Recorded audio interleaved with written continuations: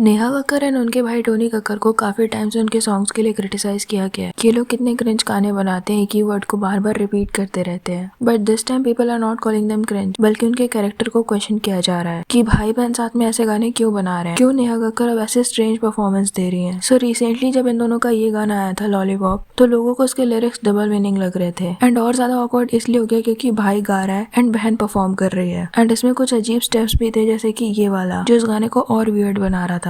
And उससे भी ज्यादा वियर्ड चीज ये है कि इस गाने में बच्चे भी परफॉर्म कर रहे हैं। तो लोगों को ये सारा कुछ बहुत ही अजीब लगा एंड लोगों ने नेहा को एज शेम भी किया कि वो इस एज में ऐसी चीजें क्यों कर रही हैं। एंड मोस्टली इनकी ऑडियंस बच्चे ही है, तो ये लोग क्या इन्फ्लुएंस कर रहे हैं उनको। एंड इन सब चीजों का जस्टिफिकेशन देने के बजाय कि शायद लोग कुछ ज्यादा ही सोच रहे हैं, इस गाने का डबल मीनिंग निकाल रहे हैं, टोनी ने ये कहा कि जितना भी ट्रोल करना है कर लो, बट व्यूज दे दो, because we can't ignore the business. I want lollipop 2 lollipop 3 lollipop. अरे अरे अरे अरे अरे मजा आ रहा है सब कमेंट्स पढ़ने में। पॉप म्यूजिक है, ट्रोल तो होगा एक सर्टेन लेवल पे, पर बहुत ऑडियंस है यार, क्या करें। You can not ignore the business and कोई अपना होगा या ज़िंदगी बता दे जैसे वीडियोस को प्रोड्यूस करने के लिए उस पर जो पैसा लगता है वो इन्हीं गानों से आता है। तो थैंक यू, कर दो वायरल, और काफ़ी हो भी गया है। बाकी जितना और भी करना है कर दो, बात करो, गाली दो, प्यार दो, बस व्यूज़ दो।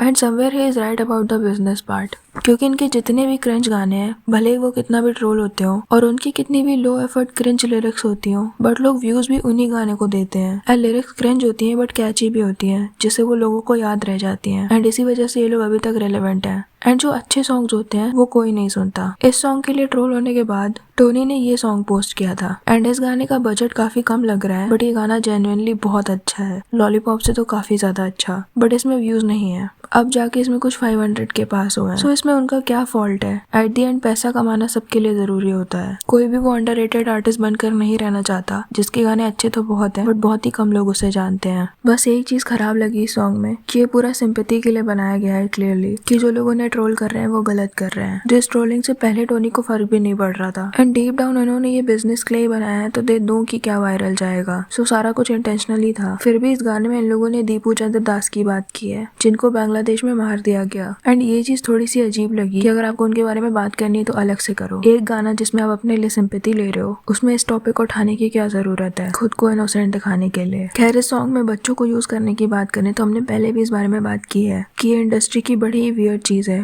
डांस रियलिटी शोज में भी बच्चों को आइटम सॉन्ग्स पे डांस करवा देते हैं एंड पेरेंट्स एंड जजेस बहुत ज्यादा प्राउड हो रहे होते हैं, जबकि पता नहीं उस बच्चे के दिमाग पर इसका क्या असर पड़ेगा। वो क्या सोच रहा होगा उस लिरिक्स के बारे में, उस कपड़ों के बारे में। एंड जब उससे वो एक्सप्रेशन देने को बोले जाते हैं जो उनकी एज के लिए बिल्कुल अप्रोप्रिएट नहीं है, तो डेफिनेटली इस चीज का उनके दिमाग पर बहुत बुरा असर पड़ता होगा। सो ये अच्छी चीज है कि लोग फाइनली इन चीजों को पॉइंट आउट कर रहे हैं। एंड ये स्टेज पर ये जो स्टंट ये लोग बाहर से इंस्पायर होकर कर रहे हैं आजकल, इस सेम चीज के लिए नोरा फतेही एंड सुनिधि चौहान को भी क्रिटिसाइज किया जा चुका है। सो ये भी ध्यान देना चाहिए कि आपकी ऑडियंस कौन है, किसके लिए आप परफॉर्म कर रहे हो, वहाँ पे क्या चीजें एक्सेप्टेबल है एंड क्या चीज ऑकवर्ड हो जाएगी। आप कुछ भी बाहर से उठाकर नहीं परोस सकते ऑल ऑफ अ सडन, जब ऑडियंस ऐसी चीजें बिल्कुल एक्सपेक्ट नहीं कर रही है। सेम वे जैसे लेटेंट पे हुआ था, रणवीर ने वो जो जोक मारा था वो एक्चुअली एक कॉपीड जोक था बाहर के किसी शो से, एंड उनके वहाँ वो जोक्स चलते हैं, बट यहाँ पर वो वल्गर कंसिडर किए जाते हैं। सो यहाँ पर रणवीर दुनिया के सबसे घटिया इंसान बन गए, जबकि वहाँ पर किसी ने ध्यान भी नहीं दिया होगा। तो ये सब बहुत ज्यादा डिपेंड करता है कि आप कहाँ पर रहते हो एंड किन लोगों के सामने क्या बोल रहे हो। जब ये लोग बहुत ज्यादा ट्रोल होने लगे अपने सॉन्ग के लिए, तो इन लोगों ने ये वाला कमेंट पिन कर दिया कि कैसे पहले भी वल्गर सॉन्ग्स बने हैं एंड नेहा एंड टोनी ने कोई नई चीज नहीं की, ये लोग बस पॉप म्यूजिक बना रहे हैं। तो पहली बात तो ये पुराने सॉन्ग्स भी बहुत ज्यादा ट्रोल हो चुके हैं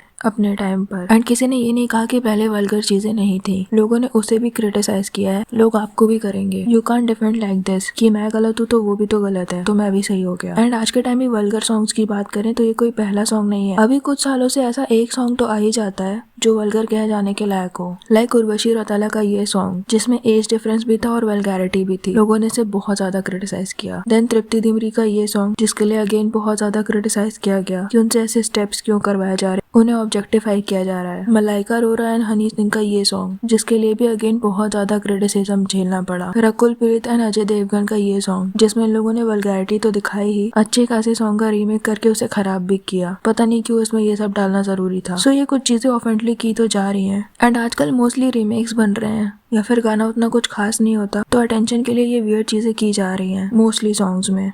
एंड ये सब भी लोग ट्रोल कर रहे हैं, बट नेहा को थोड़ा ज्यादा इसलिए ट्रोल किया गया बिकॉज उनसे लोग ये चीजें एक्सपेक्ट नहीं करते। नो डाउट उन्होंने भी बहुत अच्छे सॉन्ग्स दिए हैं and she is a great singer, but वो एक हम्बल बैकग्राउंड से आती, उन्होंने बहुत स्ट्रगल किया है एंड उनकी स्टोरी काफी लोगों को पर्सनल लगती है। उन्होंने एक जगह अपने पुराने घर की पिक्चर शेयर की थी जहाँ वो लोग ऋषिकेश में रहते थे and they were really poor, किसी तरह से इनका घर चलता था। सो नेहा एंड उनके भाई बहन ने 4 साल की एज से लोकल गैदरिंग्स एंड जागरण वगैरह में गाना शुरू कर दिया। उसके बाद ये लोग मुंबई शिफ्ट हो गए अपने करियर बनाने के लिए एंड 2005 में नेहा ने इंडियन आइडल में पार्टिसिपेट किया जहाँ से वो जल्दी एलिमिनेट हो गई, बट आज वो उसी शो की जज है एंड सारेगामापा, सुपरस्टार सिंगर जैसे शोज को भी वो जज करती हैं। सो मोस्टली उनकी जो स्ट्रगल स्टोरी है वो टीवी पर बार बार दिखाई गई ऐसे शोज के जरिए with emotional background music and everything. तो लोग काफी ज्यादा कनेक्ट हो चुके हैं उनके साथ। टीवी पर चीजें ऐसी दिखाई ही जाती हैं कि आप हर इंसान से पर्सनल लेवल पर कनेक्ट हो जाओ। यही रीजन है कि लोग इतने ज्यादा डिसअपॉइंट हो गए नेहा को कुछ ऐसा करते देख। अब डिसअपॉइंटिंग की डेफिनेशन सबके लिए अलग अलग है, बट अगर आप टीवी शो में रोज आओगे, पूरी फैमिली आपको साथ में बैठकर देखेगी, तो आपकी ऑडियंस भी वैसे ही बन जाएगी। स्पेशली नेहा जो मोस्टली बच्चों वाले शो को जज करती हैं, तो उनकी ऑडियंस भी वैसी ही है। उन्होंने शुरू से देखा है नेहा को स्ट्रगल करते हुए from the very beginning and also कैसे उन्होंने अपने ब्रदर एंड सिस्टर का भी करियर बना दिया इस इंडस्ट्री में। वो हमेशा उन दोनों को भी प्रमोट करती रहती है। सो या मोस्टली इस टाइप की ऑडियंस के सामने नेहा की इमेज काफी अच्छी है। उन्होंने बहुत स्ट्रगल किया है, उन्हें बहुत मुश्किलों के बाद सक्सेस मिली है। वो अपने भाई बहनों को प्रमोट करती है, डोनेशंस देती हैं, हर कंटेस्टेंट्स के लिए बहुत ज्यादा इमोशनल हो जाती हैं। यही उनकी इमेज है। भले ही इंटरनेट पर उन्हें ट्रोल किया जाता है ऑब्वियस रीजंस की वजह से, जैसे उनके काफी सारे गानों का वीडियो कॉपी होता है, जैसे उनका ये